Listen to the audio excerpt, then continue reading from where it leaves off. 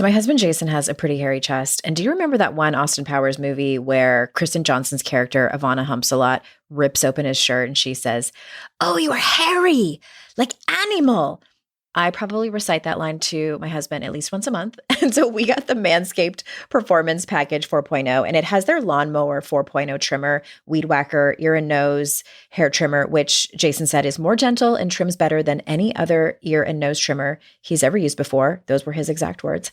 And several other amazing products. But the Lawnmower 4.0 features a cutting-edge ceramic blade to reduce grooming accidents. This fourth-generation trimmer is waterproof and also has an LED spotlight. And he said he appreciates that because the lighting in our shower isn't the greatest. Manscaped just launched their new Boxers 2.0 that are packed with features including the Jewel Pouch, which is designed to cradle his boys in their own special space. So whether he's mowing the lawn, taking out the trash, or golfing in the sun, these moisture-wicking boxers breathe without breaking a sweat. Quick story. So my husband used to go to this gym where he came home one time and he told me that in the locker room, there was this older gentleman that was naked and he had leaned up against the counter and was washing his balls in the sink. So ever since then, we kind of joke about it. And I mean, maybe if this man had these boxers, he wouldn't feel the need to do that. But anyway, get 20% off and free shipping with the code NOISE at manscaped.com. That's 20% off with free shipping at manscaped.com and use code NOISE. My husband loved it. It's a great gift for any man in your life, whether or not he's hairy like an animal.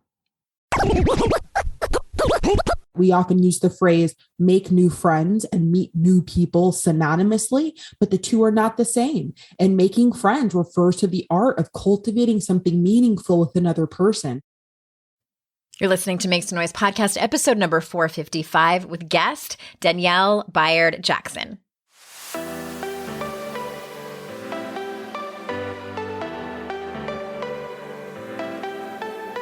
Welcome to Make Some Noise podcast, your guide for strategies, tools, and insight to empower yourself. I'm your host, Andrea Owen, global speaker, entrepreneur, life coach since 2007, and author of 3 books that have been translated into 18 languages and are available in 22 countries. Each week, I'll bring you a guest or a lesson that will help you maximize unshakable confidence, master resilience, and make some noise in your life. You ready? Let's go. Hello, everyone. Welcome to another episode of the podcast. I am so glad that you are here. So I just got home from speaking at Mark and Angel Chernoff. They were guests on my podcast last year. They have an annual event called Think Better, Live Better. And I was in my hotel room. I think it was on the second day. It's a 2-day event. And I was thinking to myself, you know what these events are? They're food for my soul. And I have missed it so much over the last couple of years. And all that to say, I hope that you are getting together with people who are like-minded spirits, whether it's a group of girlfriends, whether it's coworkers, happy hour or coffee, coworkers that you like, hopefully, or really awesome events like that where it's all about personal development and bettering yourselves and learning and evolving. And I don't know, there's just something incredibly powerful about being in a room with other people who have a common goal in mind. You might be on completely different parts of the path, but you're all on the same path. You're all on the same journey, and that journey is called life. So without getting too philosophical, I just hope that you have that. Speaking of, there is still a couple of days left if you listen to this podcast in real time or live or however you say it, for early bird pricing for the Daring Way retreat. And I hope that you are, and shout out to Jackie, who I ran into at the Orlando airport, who was at Disney with her family and recognized me. Like I don't get recognized very often, like literally once every few years. It happens very rarely. But when I do, it's always super fun. And Jackie, you'd asked me about the retreat, and I would love to have you.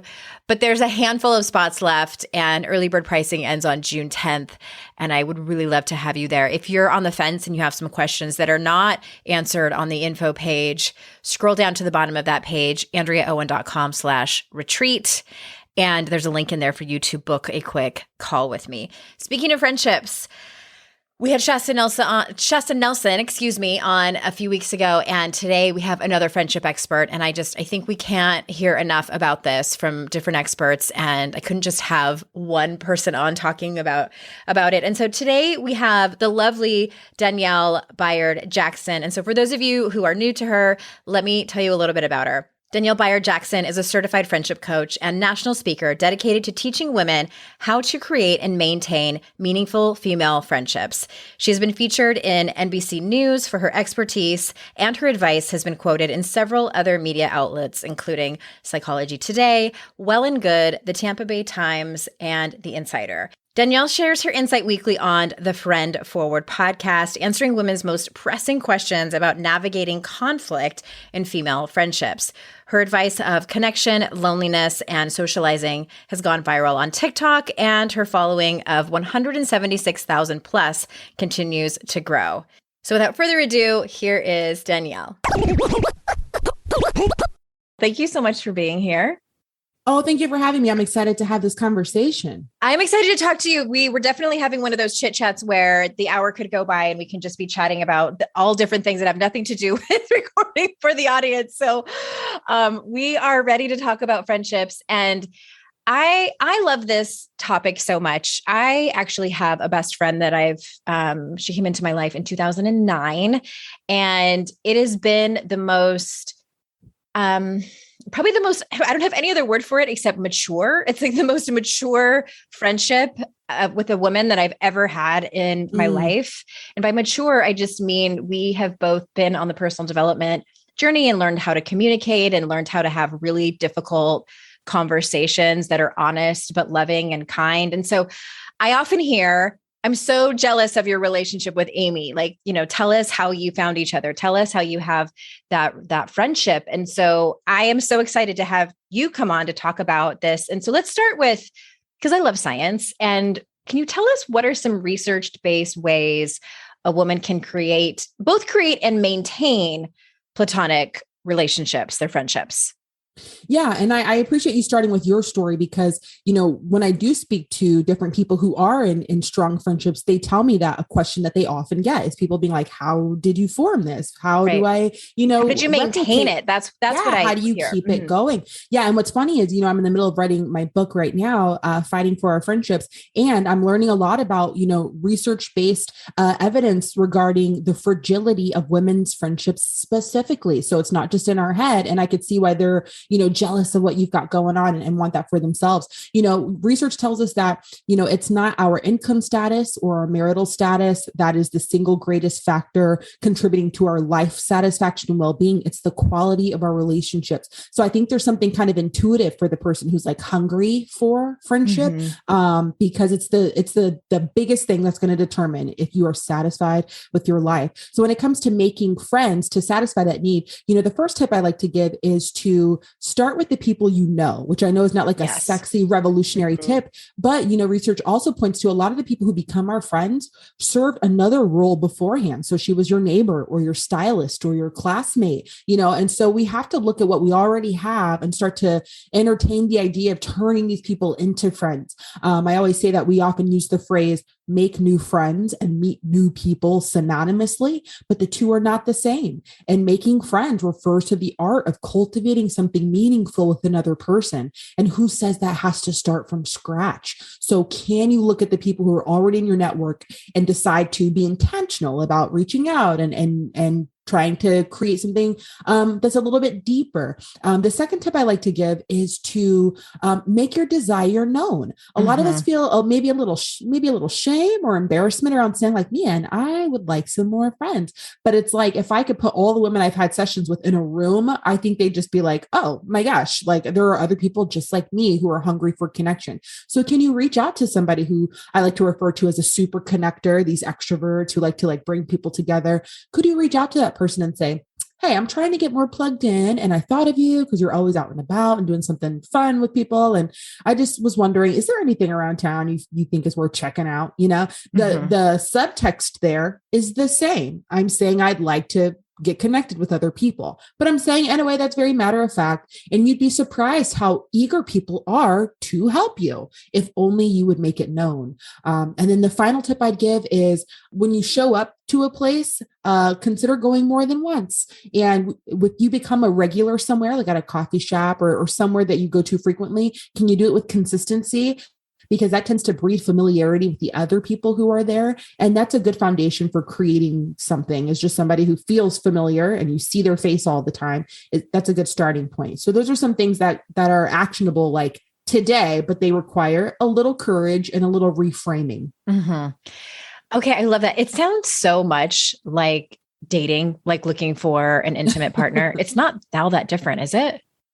I don't think so. And that's so funny. I always chuckle to myself when I see those comments on like my TikTok videos and things like that. People are like, oh my gosh, girl, this feels like dating. And I'm like, well, kind of. And I think maybe why it surprises us is because we have all this language around friendship, like friends forever, best friends forever. So we think that like I make this friend and then I'm done. I'm set. And that's not the case. And so the idea of having to continuously make friends, start conversations, see if you like her, see if you're compatible. You know, it is having a lot of parallels to the romantic world. Mm-hmm. Okay. I'm curious what kind of advice you would give to this, because I get pushback sometimes when a client might ask me, I have this acquaintance, you know, she's my neighbor, she's another mom at my kid's school, and we have a lot of chemistry when we get together, but we don't see each other that often. And I would really like to get to know her better. And I don't know what to do. And I always say, you have to, tell her it's going to be uncomfortable. It's going to feel awkward.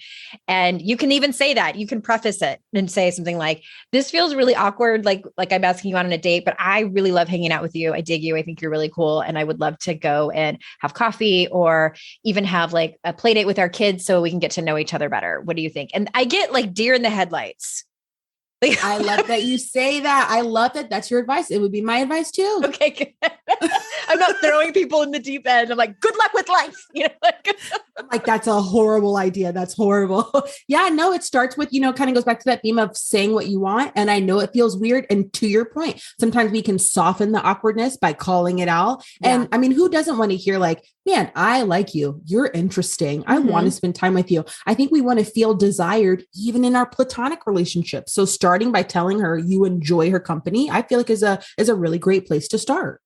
Yeah, I did this. It must have been pre-COVID, but I played tennis there was probably a group of like 15 women. And there was this one woman, her name's Shannon, and she was so funny and we got along so well. We definitely had chemistry. And she sent me a text one day. It was like during the day. She's like, I know this is super last minute, but do you want to go see a movie? And I couldn't go. And because I was so happy that she reached out and asked me, and I was bummed that I couldn't go, I said, today it's a bad day. I've got back-to-back appointments, but please ask me again. Or I could have said something like, do you want to do something next week? Instead of just saying no, thank you, because we're humans, then she might feel like, oh, maybe she doesn't really want to hang out with me. Like we make up all these stories. So I made a point to say, I'm so glad that you asked. I'm so glad that you reached out. Please ask me again. Yeah. Yeah. And I love that for you too. That's really sweet. And I wish more of us could do that. Sometimes we have to kind of just like flip the perspective for a second. And so a lot of us will say, well, I guess they're not interested. Like they haven't texted me. She hasn't reached out. I guess she's just too busy. I guess, I'm more invested than she is. Oh, wow. I get her message loud and clear. But if I were to ask you, okay, well, who's somebody whose company you enjoy well enough that you haven't gotten around to it, or you're a little nervous that she like would reject you. Okay. Is it possible that she could be operating under the same conditions, that she's either fearful of rejection or that she's got so much going on with the kids and she'd like to, hang out with you, but currently she's struggling to just tend to the things that are the most urgent every day, And so, it's the reframing, but I love that was something you communicated to your friend. Well, thank you. It came with a lot of failed experiences, like well into my 40s now. What advice would you give first? Because I hear this a lot too. Like, when someone is in a friendship, like I actually have a client right now who goes on walks like a couple times a week with her neighbor. And she says, I share things with her and tell her a little bit more vulnerable and intimate things about my life, but she doesn't share anything about hers. She's super private. She's super tight-lipped, and it's beginning to feel one-sided. And I don't know how to approach it. So how would you assume, would you just say that someone should move on, or what advice do you have for that? Yeah, so that's tricky. I just had a client with the same issue. She has a mom friend and she feels like she's always confessing her hardships and how difficult it is, but the other woman just listens, but never says, oh my gosh, me too. I struggle too. And so it doesn't feel like a rewarding friendship for her. And, it's a balance. There's a balance between, we definitely want to respect other people's natural pacing for self-disclosure, and we want to be mindful. But, we also have a desire for reciprocity in all of its forms, especially women when it comes to sharing, because that's how we kind of measure and establish trust and closeness. So I don't want to feel like I'm out here by myself telling you all these things. Like, I don't know you, share something about yourself. And so, sometimes there's a couple things we could do. One, it can be direct and you can say like, you know what, here I am rambling away. And I feel like even though we walk every day, I don't know much about you.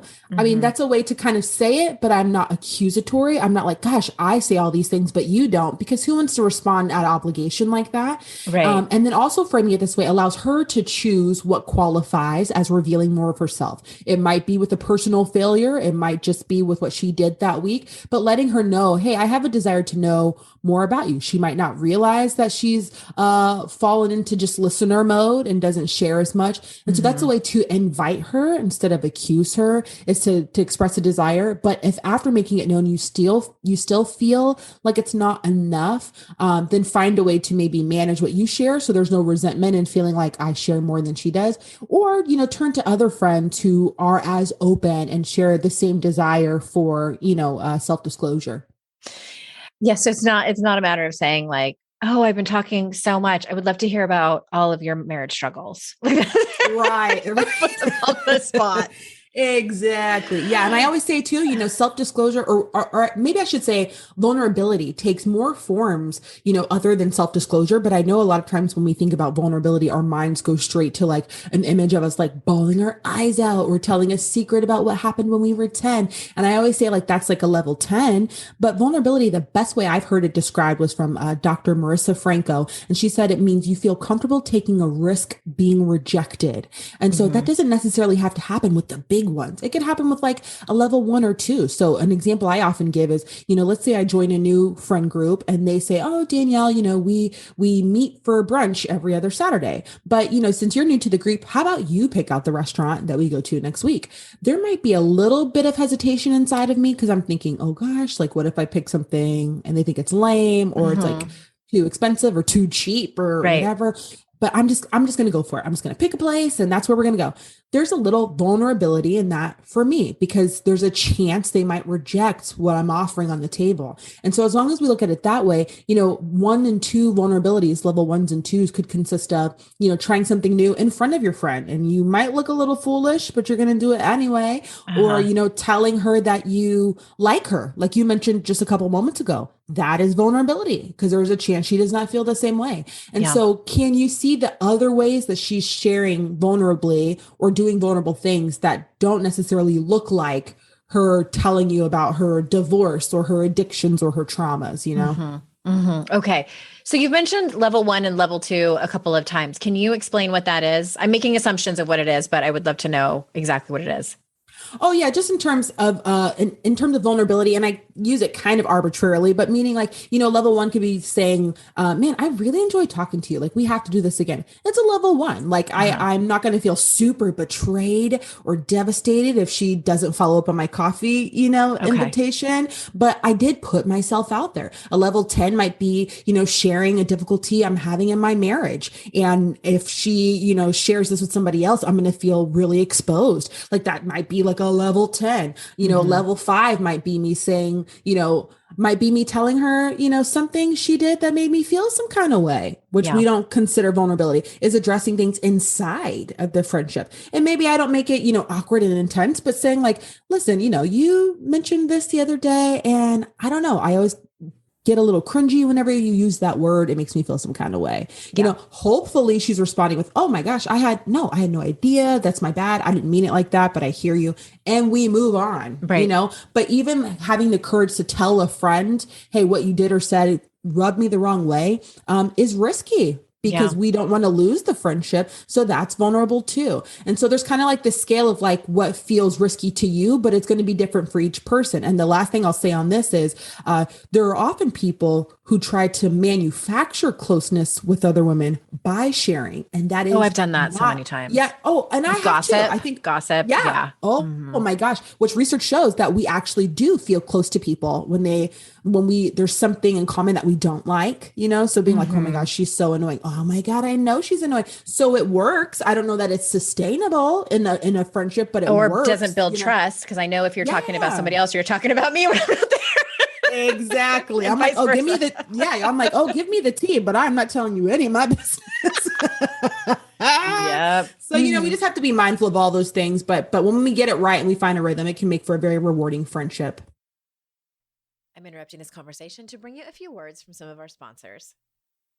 I got a compliment on my skin the other day by a woman when I was getting coffee, and I almost threw my arms around her. I wasn't wearing any makeup when she said that, and I cannot remember the last time I got a compliment on my skin. And I told her it's Night Shift from dearbrightly.com. Night Shift is a dermatologist formulated tretinoin serum tailored to your skin by doctors online. My goal was to even out my skin tone for days I don't wear makeup, which is most days. But when I do, I also wanted to have better skin texture so my makeup looks better when it's on my face. Tretinoin is the only FDA approved retinoid to treat photoaging, which is premature skin aging due to long term sun exposure. Raise his hand. It can only be acquired through a prescription, and it's one of the most well researched ingredients with over 50 years of research behind it. It takes some time to see results. It's not a quick process. It was about a month for me, but I'm super happy with how even and better my skin looks.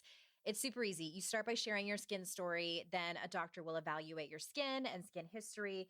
They'll tailor your formula and write a prescription if applicable. Your tailored tretinoin serum will be delivered to you in the mail. It's as simple as that. Head over to dearbrightly.com and enter promo noise to get 15% off your first order, which is the best offer that you'll find. That's NOISE to get 15% off your first order at dearbrightly.com. This podcast sponsor has a product I use every day. I started taking AG1 because I wanted more energy, wanted to break my daily soda habit, and a friend of mine recommended it, so I gave it a shot. I was honestly skeptical that it would taste good because it looks super healthy, but it has a mildly sweet taste that's actually really good because I don't care how healthy it is. If it's not good, I'm not drinking it every day. So I was on and off AG1 for about 6 months. And then about a month ago, I decided to drink it every day and pay attention to how I felt.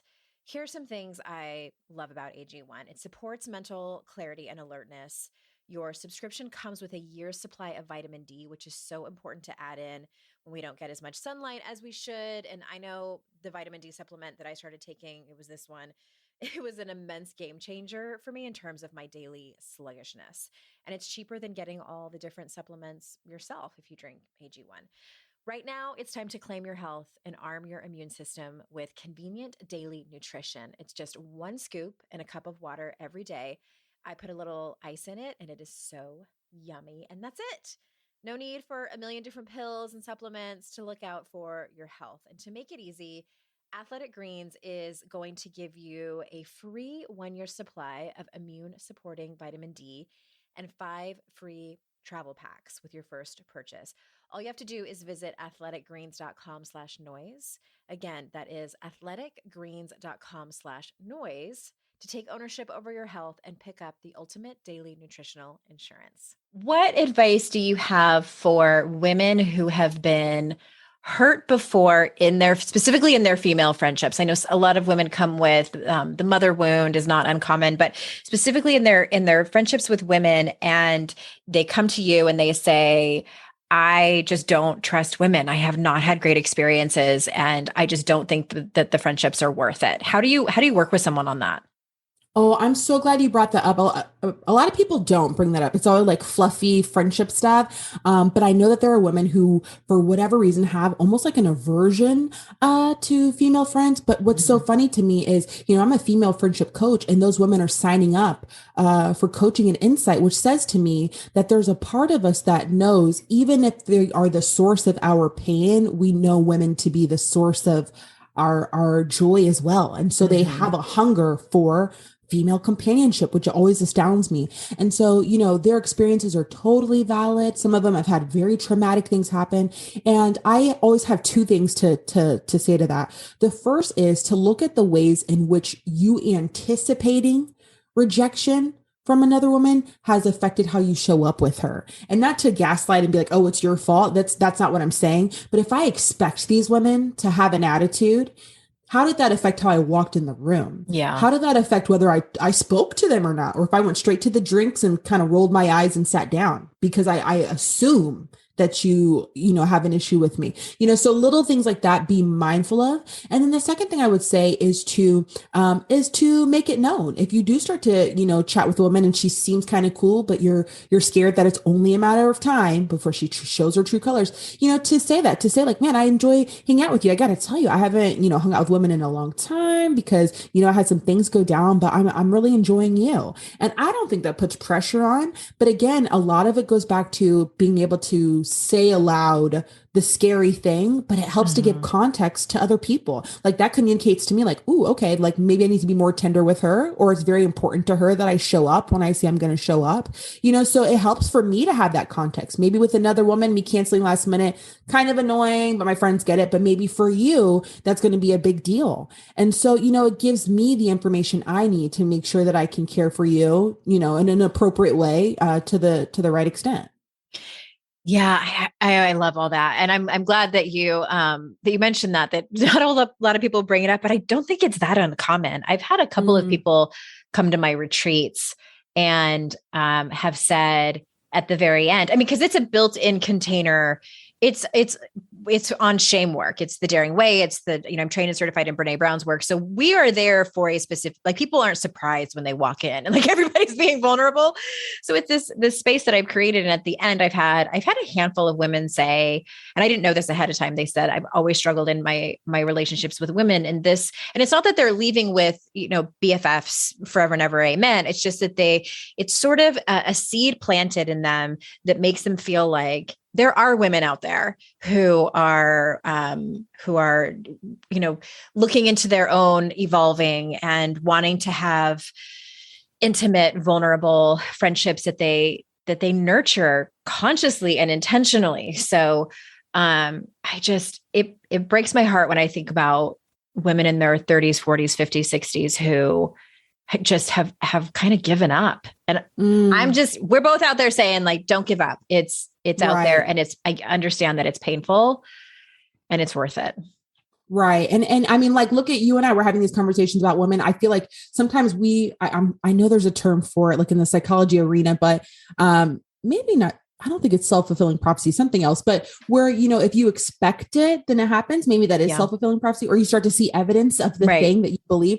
But it's like, if I can encourage a woman who's listening, who is thinking like, I don't know, I'm done with women. I mean, right here, you're hearing a conversation take place between two women who love women, who would be Right. eager to love on you, so let us be evidence of, the other argument that you're not entertaining, the other possibility, which is, it's never too late to form a bond with another woman who gets it, Mm-hmm. so Mm-hmm. something to keep in mind.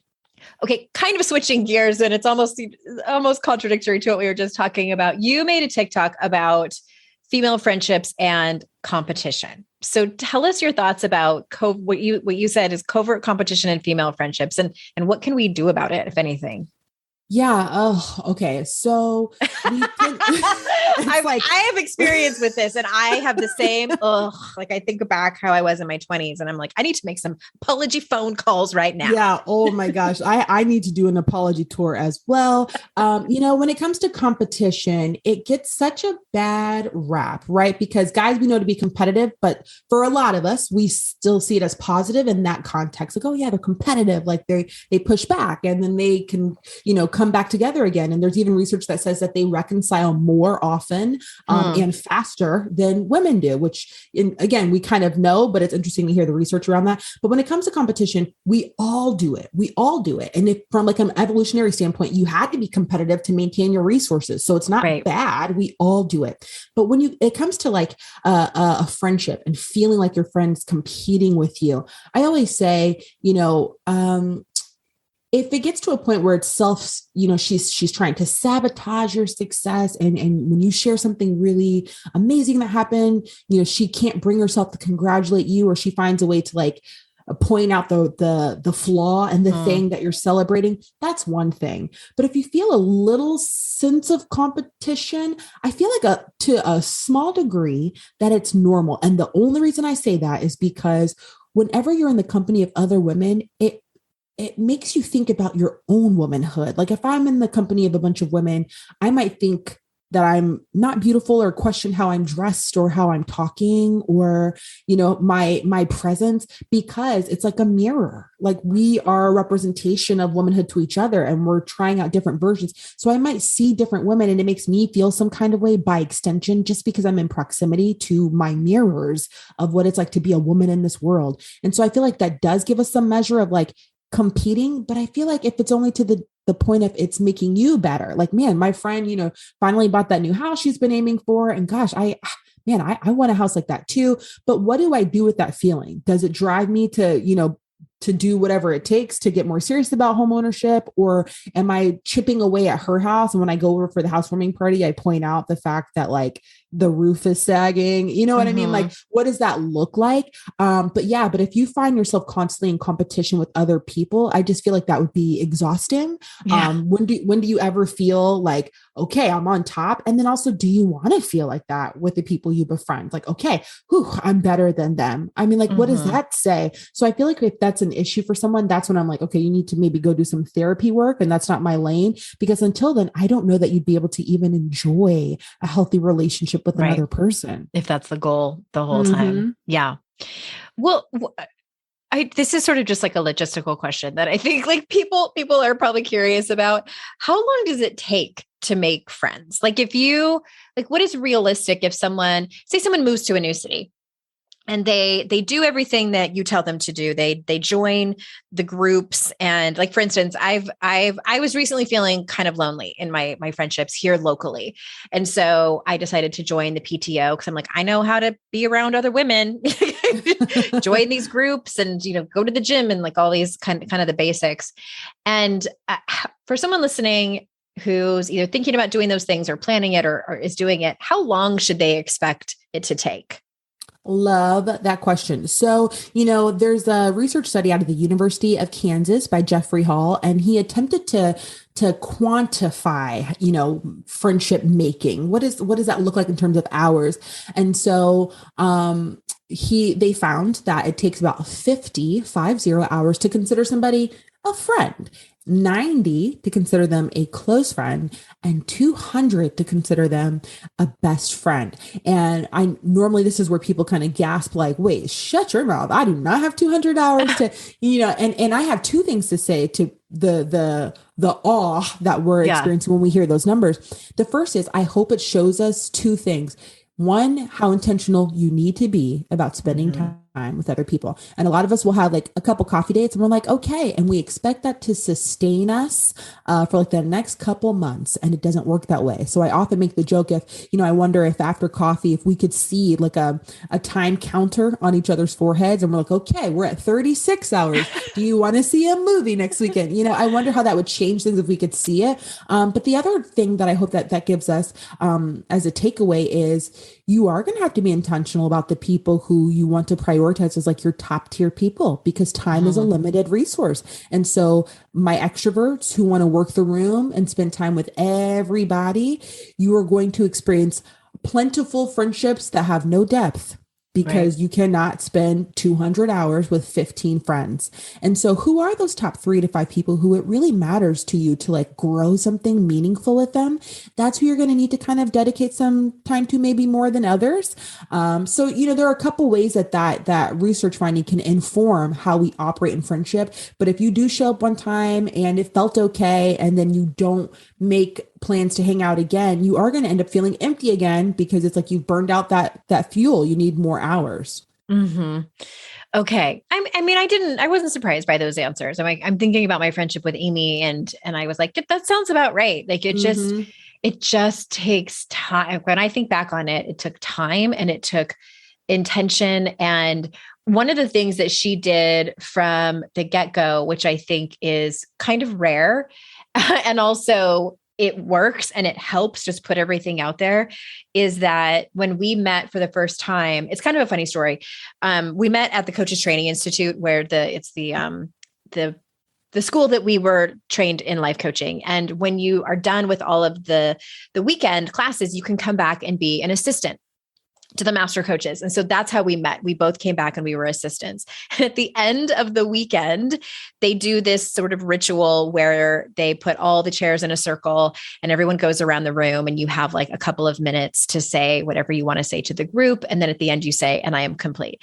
And so I was first, and I, said all the things I was supposed to say. I was so proud of all of the students there, and thank you to the leaders, and blah, blah, blah. And so then it's Amy's turn, and she's sitting next to me, and she starts crying, and she just is very emotional, and she's talking to the whole group, and she turns to me and she says, "And you, I am so glad I met you. I have been trying to manifest friendships, and you came into," and she's like giving me all these compliments. I was so uncomfortable, Danielle. Like, I was like, what is happening? But she's very demonstrative. And I don't recommend that for everyone unless that's your personality. But my point is that she told me, like, she could have done it privately, like been like, "Hey, I dig you." It was this kind of grand gesture, which is so her. But my point is that she laid it all out there and was like, "Hey, I like you. And I am really trying to have more friendships in my life. And if you like me too, I would love to be your friend." And I probably wouldn't go about it the way that she did, but that was such an example of someone who just says right from the beginning, "Hey, I want to be your friend." But also I think was really telling that she had made it a goal in her life. She was like, "I am going to make more friends, like good friends. And it's going to take some time." Yeah, yeah. And I know some of us could be like, whoa, whoa, whoa, slow your roll. But I was very much like that. Yeah. And I think I would have been too. You know what? I think a lot of us would be, which is so funny, because we're here saying like, I'm going to say what I want and put myself out there. But if somebody does it to me, I'm like, whoa, what's going on? And I think that is a paradox a lot of us live in, because we think, well, the person who doesn't have friends, what's wrong with them? But at the same time, like, we want friends too. But then to say it out loud, we're like, well, what's wrong that you don't have them? And it's so foreign to us to declare affection early on in a platonic context. Now, if romantically a guy who you're into, or a guy's like, "Hey, I really like you," or like, "You're beautiful," we're like, "Ooh, okay," Uh-huh. But with the woman, we're like, well, like, what's going on? Like, does she not have friends? And it's just such an interesting way that we relate to other women platonically, and then, our romantic partners. But good for her for saying what she needs. I wonder if it's foreign too, because so much of our communication as women is intuitive, and it's subtext, and we have a lot of ideas circulating around, like, she just gets me. We have this chemistry. It's unspoken, and it's a very romantic notion. But I think the other side of that is, when somebody does say something aloud, we feel some kind of way about it, because we believe everything should just kind of be like organic, right, and unspoken. But then it leads to a lot of misunderstandings, right? We've seen that 100%. Before, where it's like, well, I shouldn't have to say it. Like, my friend should just know. And then the friend's how like, could "Oh my you God, not know?" Yeah. Yeah. So, so good for her for saying it. But I know that, at the end of the day, it's about compatibility and a reciprocal interest and things like that. Okay. I know it's an unusual story. It is kind of funny. She tells it a little bit differently. But I have a question for you about this one particular topic that I opened my big mouth one time. I was playing tennis with a bunch of women, and someone made this comment, and I'm curious how you would respond to this. It was just some casual conversation about women or something. And one of the women said, well, you know how women are, they're so catty or we're so catty or something like that. What would you say in response to that? I can already tell based. I had a feeling you were going to say, yeah, we are. Oh God, that's rough. Well, you're asking me two different questions because you're asking what I would say. And then there's like the advice I'd give to someone to say. Can you give me both? If they're different, I would love to know. Like in a casual context where you're not Danielle, the friendship expert, right? And you knew these women, at least, they weren't like your besties, but you were friends with them. What I'm curious what you would say. Oh God, that's hard. I think okay, let me be honest. Let me keep it real. Okay. If I were out there in that situation and a woman said, well, women are so catty, I think I probably would make a playful joke about, oh my gosh, come on, you're perpetuating that stereotype too, or something like that, where I'm doing the girl stop kind of thing, playfully to like engage in conversation. Or I maybe say something like, well, not all of us, or I'm not catty, or something to try to challenge your ideas or whatever. But you know what? I will say there are a lot of reasons for these stereotypes of us being catty, petty, things like that. And you know what? I blame it on the patriarchy. And here is why. Okay. I'm learning a lot about relational aggression, and both men and women do it, but it's where, we covertly maybe get back at another woman, but because we are not taught conflict resolution, right? How to work through it. No one's teaching us that at like 8 years old. Okay. It's just be nice. That's supposed to be a coverall for everything. Be nice. So I don't know how to work through this with this girl. Right. And because I'm supposed to be likable, I don't want to detract from that by telling you I have an issue with you. So I'm just going to be like, yeah, no, we're good. We're good. But I'm going to go talk to other people about it, but not necessarily because I want to be sinister and shady and manipulative, but because, I'll get a bad rap if I tell you to your face. I'm problematic. I'm confrontational. I'm being a biatch. You know what I'm saying? So we go and we work out those scenarios with somebody else in a safe space, but I'm gossiping about her. And so, personally, I've seen the way in which society culturally is set up so that we have to go underground with our aggression and our issues because it's not attractive or acceptable to do it outwardly the way a man would do.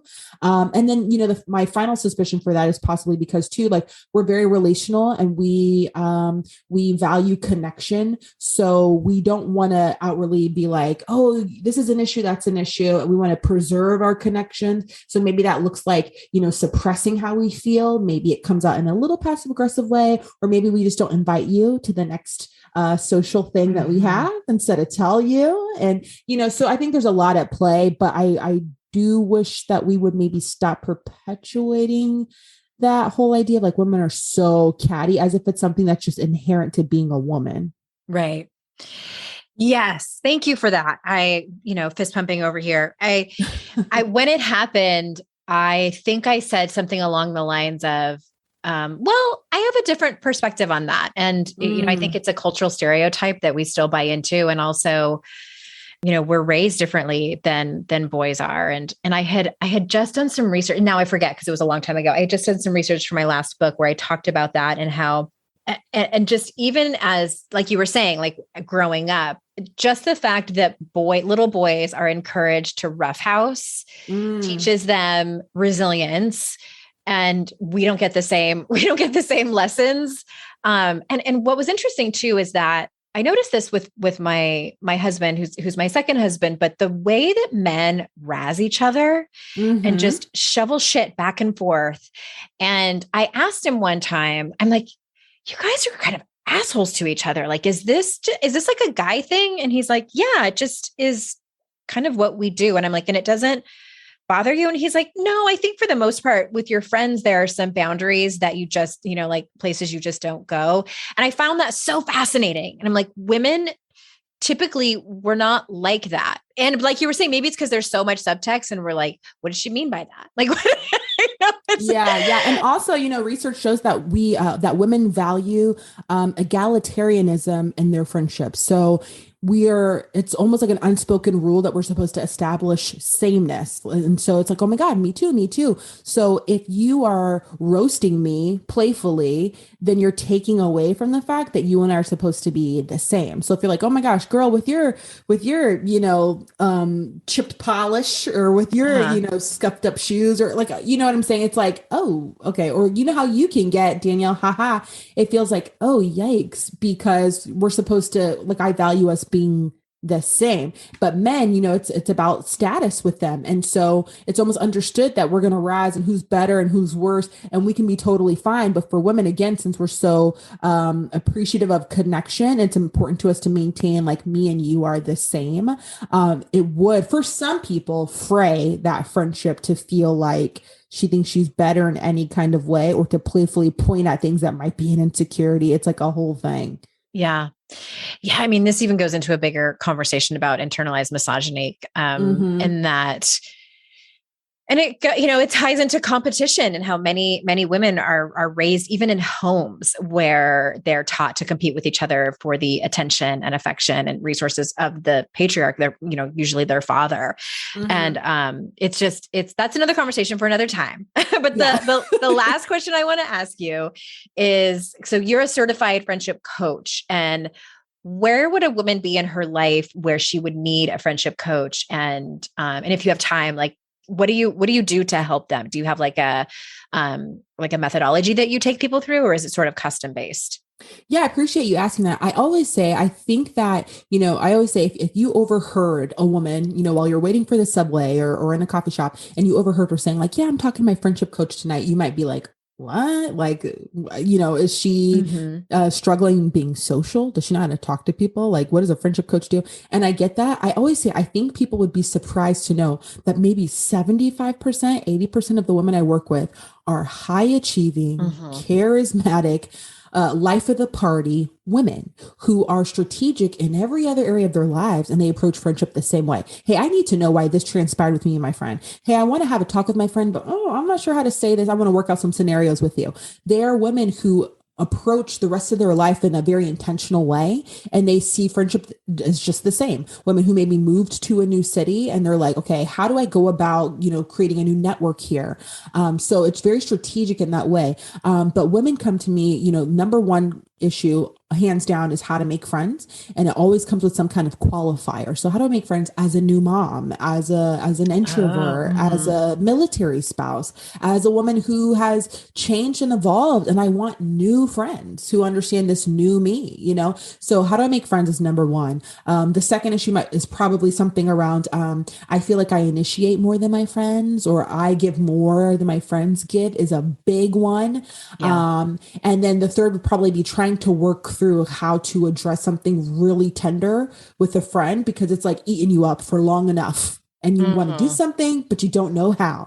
And so those would be like the top three things. And as far as working through it, I'm very quick to explain. I am not a therapist. Many women use me in a supplementary way. They already have a therapist, but Right. they come to me because they're ready to, like, take action on something. So we do talk about, what happened, what's going on, what's your friendship history looking like, what are your expectations? And once I understand all those things, we start working toward, okay, what are some of the outcomes that you would like to have, and what could you do to get there? And it's a big thing to help them understand we're co-creating these strategies together based on your relationship with this woman, based on your Mm-hmm. personality, based on what makes you feel comfortable. I can't give a one size fits all script for all these women. They're all very different. And also, the personality of your friend might be different. You might be working with somebody who's very defensive. And so you're like, how do Yeah. I address this? I know she's going to pop off, and so every woman's different. But I definitely see different themes emerge, and it's a blessing to be in a space where they trust me, that's with something that's so fragile and tender and personal for them. Yeah. And important. I love that. Thank you so much for explaining that. Betterfemalefriendships.com. All the links will be in the show notes. We'll for sure have you on when your book comes out. Is there any other place that you want to send people? Besides, we'll have your TikTok link and your website. Anywhere else? You have a podcast too, right? Yeah, the podcast is Friend Forward, and that comes out every Thursday. Nice. Awesome. Thank you so much for being here.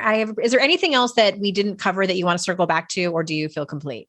No, your questions were great. And I also really appreciate that you were sharing your friendship stories too. It just like makes it such a richer conversation. So I really appreciate that. Well, next time I have you on, we can talk about all the ways that I was a shitty friend that, and that I have since got circled back. I think with all of them. Yeah, definitely. And that's why Facebook is so great to be able to find people and like made amends where I needed to. And that's been, so healing for, at least for me. I can't speak for the other person, but they told me, like, thank you for, and I think it was just probably typical young woman stuff, mistakes made that I didn't know how to be a good friend. I didn't know. No one ever taught me. It's not that I had terrible modeling of friendships. I just didn't. No one teaches this really, except you and other people. So anyway, yeah, I also want to say I've definitely been there on the other side and had to clean up some messes. So thank you everyone for listening. I appreciate your time so much. And remember, it's our life's journey to make ourselves better humans and our life's responsibility to make the world a better place. Bye for now. Hi there. Swinging back by to say one more thing.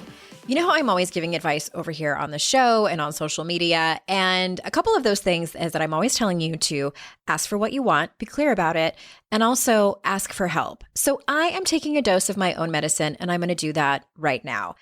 It would be the absolute best and mean the world to me if you reviewed and subscribed to this show, Make Some Noise Podcast, on whatever podcast platform of your choice.